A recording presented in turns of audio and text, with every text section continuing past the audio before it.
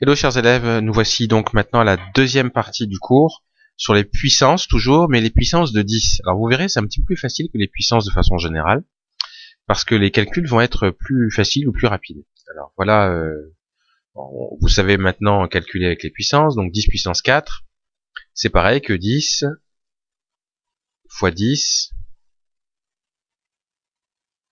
fois 10 et fois 10. Donc quand on multiplie 10 fois 10 fois 10 fois 10, comme ça fait 10 000. Alors qu'est-ce que vous constatez sur le nombre de zéros qu'on a dans ce nombre? Il y en a 4, 1, 2, 3, 4. Et c'est intéressant parce que du coup là, dans la puissance, il y avait aussi 4.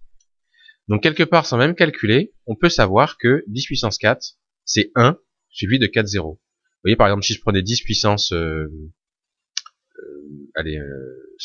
7, sans même calculer, du coup je sais que c'est 1 suivi de 7 zéros.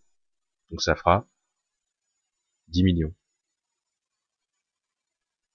Donc avec les puissances de 10, c'est quand même bien pratique d'avoir ça.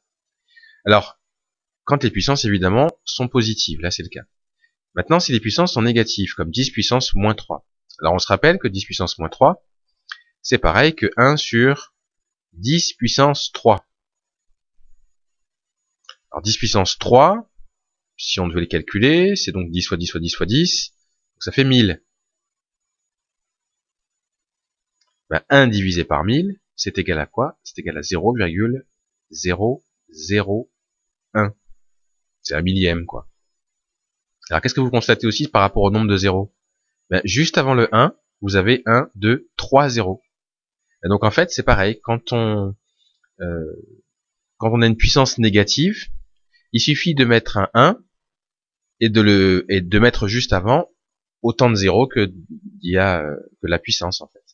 Si par exemple j'ai 10 puissance moins 5, sans même faire de calcul, je sais qu'il doit y avoir 5 zéros d'abord, donc évidemment après le premier il y a la virgule.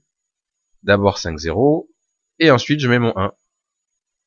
Donc voilà comment on peut faire quand on a une puissance positive, une puissance négative, avec des puissances de 10, évidemment.